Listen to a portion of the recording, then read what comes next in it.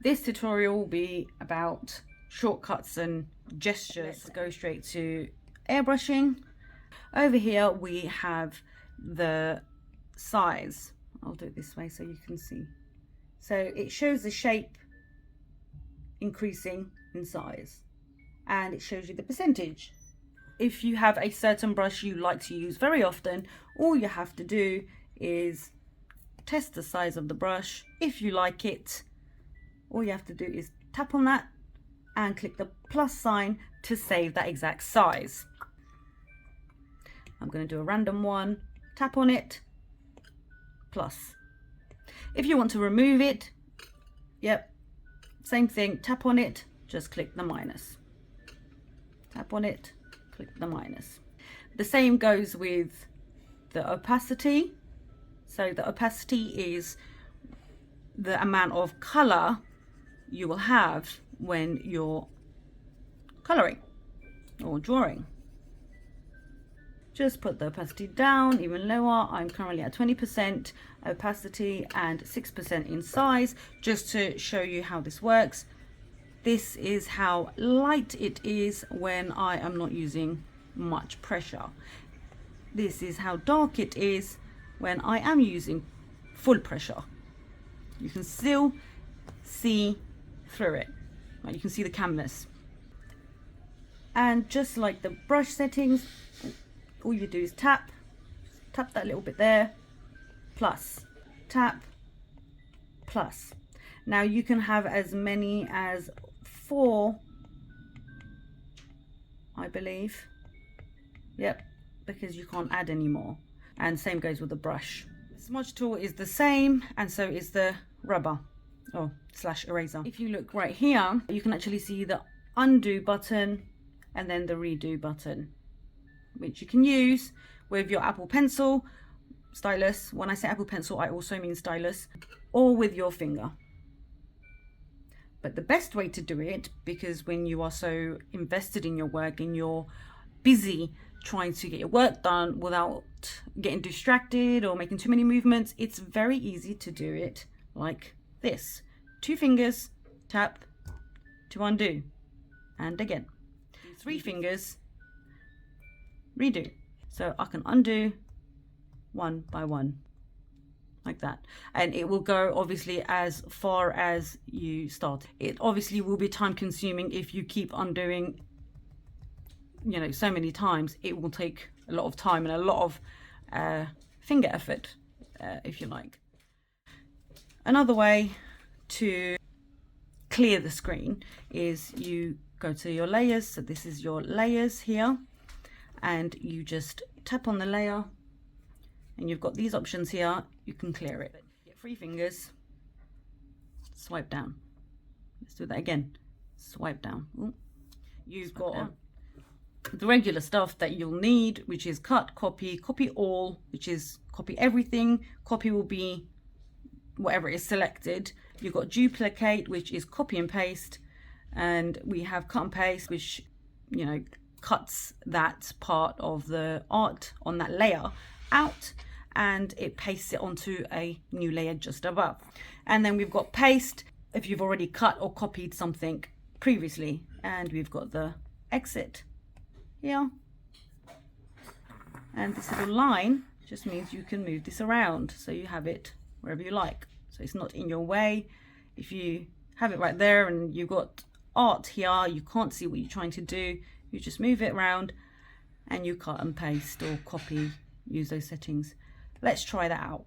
So I'm on 100% opacity and size 4 in the brush settings. I am just going to do a circle and just scribble like that. I am also going to do a heart. Don't mind the way I'm doing this because I am actually holding my baby at the same time. Now I have these 2 on the same layer. I wanted to originally have this one, the heart, on a separate layer. What to do? We go to select. Now there are lots of settings here that you can play around with and you'll find quite convenient and useful. We are going to stick with freehand just for the purpose of this tutorial, and we will go round like this, and we will use the gesture we just learned, which is 3-finger swipe down. I want to put it on another layer and remove it from my current layer. So I will click on cut and paste. Now this doesn't look like it's been moved from that layer, but it has, because when we click on the layer, the heart is on a separate layer and the circle is on a separate layer. If I uncheck the heart layer, it is gone from my screen. If I turn that back on, it's right there, and same with the circle. Quick shapes is essentially fixing the shape that you've created, whether it's by accident or on purpose. So I'm going to create a circle. If I hold my pencil down, I get a quick shape, and I can move it around without lifting my pencil and resize it. If I tap it with a finger, it creates a perfect circle. The same goes to other shapes. So once we've done our shape, you can click edit right at the top here, and you have these little tiny blue dots where you can change it around. You can change it around like so. So just going to do that, and then you tap anywhere on the screen, you're moved off that setting. You can't do that anymore. Double tap, it goes to the ugly circle. Double tap, completely gone. Or I could have just done click that and clear. So hold down the pencil, it says rectangle. Now depending on how you've managed to do that, and if it looks anything like the shape you do originally want, you'll get these settings. You just click edit, and you can do quadrilateral, which is 4-sided obviously, but just not equal. Now you can also move it around by doing this. I wanted a square, that's how it is.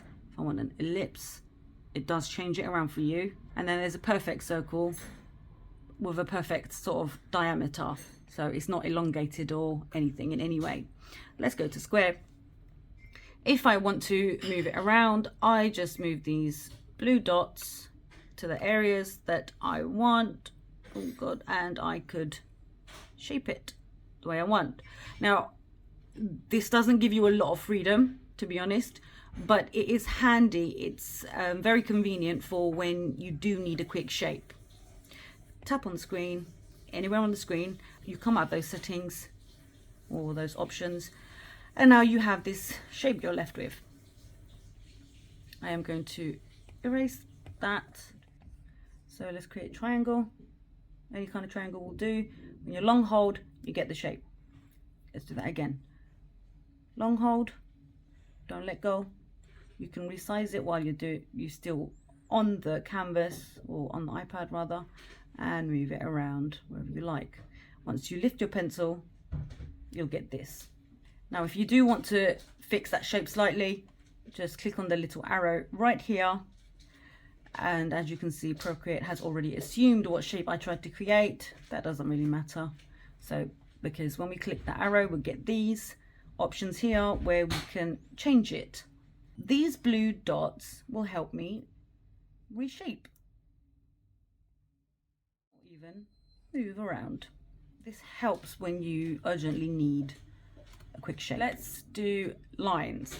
So I could do a straight-ish line, and it's again the same thing. I could size it and move it around. However, if I hold my finger down, it keeps it at 15-degree angles. So I'm just going to do a bit of a wobbly line and then hold, and it's straight. What we just did with the simple straight line, we can also do with an arch.